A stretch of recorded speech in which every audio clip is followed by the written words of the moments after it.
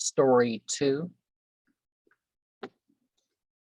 of chapter 4 on the advantages of silence. A merchant, having suffered loss of 1,000 dinars, enjoined his son not to reveal it to anyone. The boy said, "It is thy order, and I shall not tell it, but thou must inform me of the utility of this proceeding and of the propriety of concealment." He replied, "For fear the misfortune should double."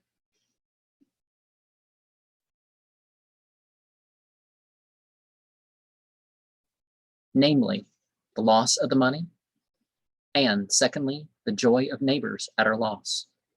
Reveal not thy grief to enemies, because they will say, "La howl," but rejoice.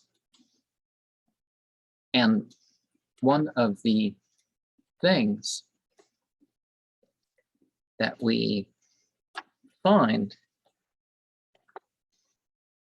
is there's talk that there are entities,